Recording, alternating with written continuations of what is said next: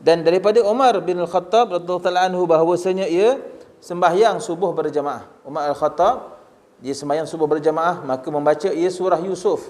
Dia baca surah Yusuf, maka menangis ia hingga mengalir air matanya ke atas tulang selangkanya. Surah selangka mana? Sini kan? Surah selangka. Dia menangis begitu sekali. Sayyidina Umar radhiyallahu ta'ala anhu. Dia menangis, baca Quran sampai menangis. Baca surah Yusuf.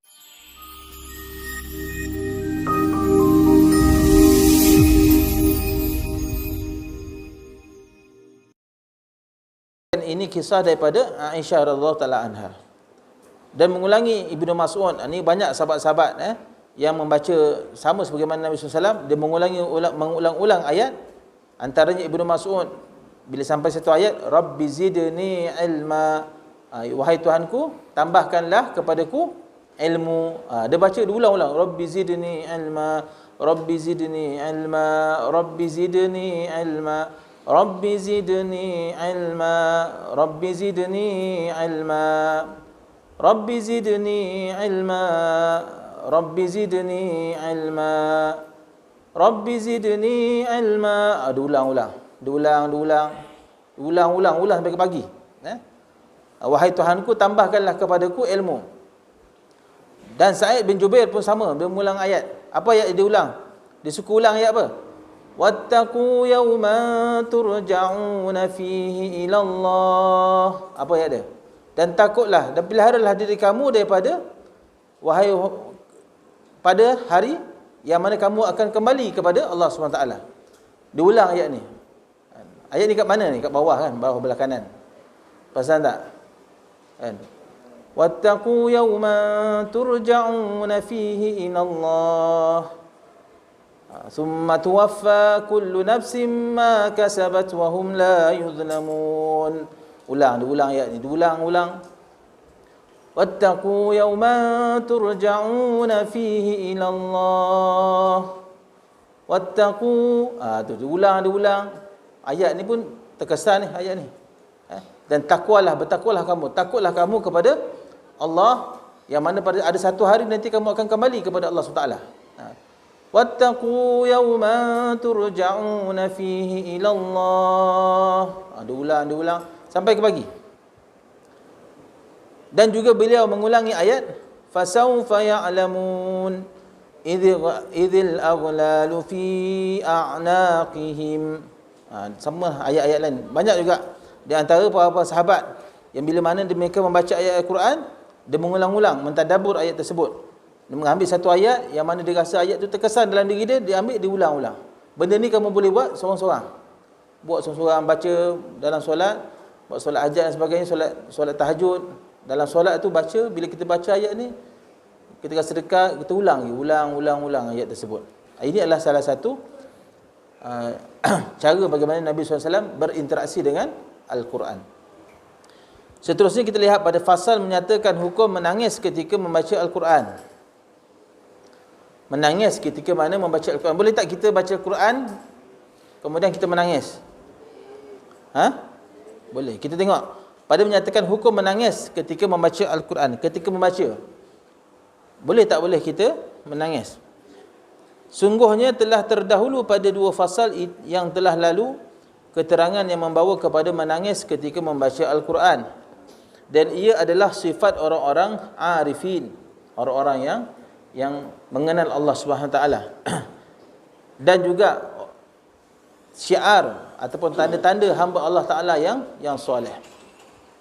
Firman Allah Subhanahu Wa Taala, wa yahirruna lil adqani yabquna wa yaziduhum khushu'a. Dan mereka segera tersembam mukanya dengan sujud itu sambil menangis.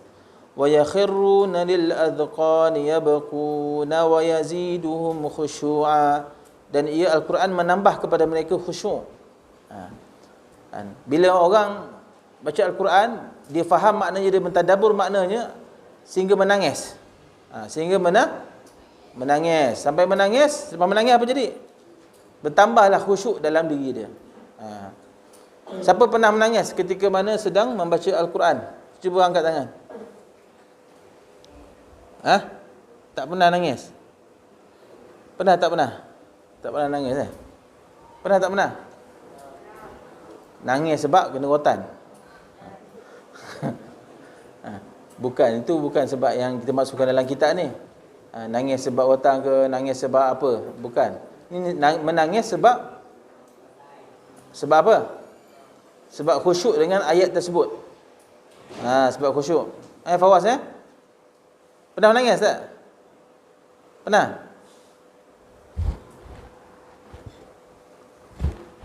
Kan? Apa yang dia angguk tu? Pernah tak pernah? Kenapa? Menangis sebab apa? Masa tu? Baca. Dah tak ingat dah. Dah tak ingat, dah lupa dah. Munir pernah, Munir? Tak pernah? Tak pernah menangis? Baca Quran tak pernah menangis? Sebenarnya kalau kita, bila mana kita baca Quran, kita tak pernah menangis, itu maksud kita ada masalah.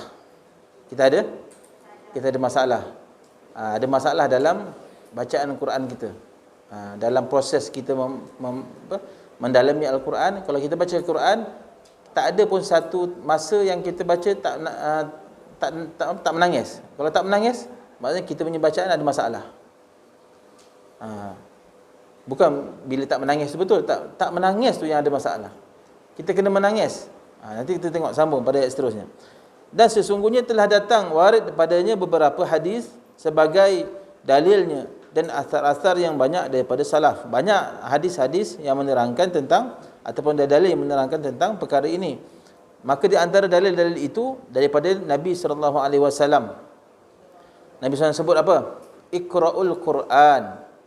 Iqra'ul Quran. Apa maksud dia? Bacalah kamu semua akan Al-Quran. Kemudian Nabi sambung, wabku. Apa maksud wabku? Dan kamu semua hendaklah menangis. Nabi SAW perintahkan kepada hamba-hamba dia, kepada umat dia, baca Quran, kemudian menangis. Kena menangis. Perintah. Itu ayat perintah. Wabku, ibku. Itu perintah fi'il amar. Perintah kepada kita supaya bila kita baca Quran, menangis. Wabku. Fa illam tabku fatabaku. Maka sekiranya kamu tidak boleh menangis, tidak mampu untuk menangis, fatabaku. Apa maksud fatabaku? Maka kamu usahakanlah buat menangis. Macam mana tu? Buat menangis. Kalau tak boleh menangis pun buat menangis. Sampailah keluar mata. Kan? Kalau tak boleh juga nanti ustaz panggil, kita pergi dekat klinik kesihatan buat swab test. Koi kat ini confirm memang keluar mata punya. Kan? Kan? Tu. Baca Quran sikit sambil suruh baca Quran, suruh nurse tu jolok ni dia punya tu. Pusing. Confirm menangis punya. Buatlah baca Quran menangis. Fa illam tabku, sekiranya kamu tak boleh menangis, fatabaku. Maka hendaklah kamu berusaha buat menangis. Dan daripada Umar bin Al-Khattab radhiyallahu anhu bahawasanya ia sembahyang subuh berjamaah. Umar Al-Khattab dia sembahyang subuh berjamaah, maka membaca ia surah Yusuf. Dia baca surah Yusuf, maka menangis ia hingga mengalir air matanya ke atas tulang selangkanya. Selangka mana? Sini kan? Selangka. Dia menangis begitu sekali. Sayyidina Umar radhiyallahu taala anhu. Dia menangis, baca Quran sampai menangis. Baca surah Yusuf. Dia menangis. Dan pada riwayat yang lain pula bahawasanya adalah ia di dalam sembahyang Isyak berjamaah, maka ia menunjukkan bahawa perkara ini berlaku berulang kali daripadanya. Maka nak beritahunya pada waktu subuh dia ada diriwayatkan Sayyidina Umar pada waktu subuh dia menangis baca Quran bila jadi imam. Kemudian pada waktu solat Isyak pun bila jadi imam dia baca ayat Quran dia menangis. Dan perkara tersebut berlaku berulang kali. Dan dalam satu riwayat lagi bahawasanya ia Umar menangis sehingga orang-orang makmum yang di akhir saf jelas mendengar tangisannya. Dulu tak ada speaker, tapi sampai orang belakang boleh dengar. Saf yang tak akhir boleh dengar dia menangis. Begitu sekali sahabat, begitu sekali sahabat ni, para sahabat terkesan bila mana membaca Al-Quran, terkesan dalam hatinya sehingga boleh menyebabkan menangis. Boleh kita lepas ni latih menangis? Boleh insya-Allah. Orang lelaki menangis dia tak hilang jantannya. Tak hilang tak hilang jantannya. Apatah lagi menangis kerana membaca Al-Quran. Dia merupakan satu perintah. Jangan lelaki tengok apa engkau laki menangis, apa barang nangis, tak ada. Dalam Islam, orang yang menangis kita baca Al-Quran itu yang lebih mulia di sisi Allah Subhanahu Wa Taala.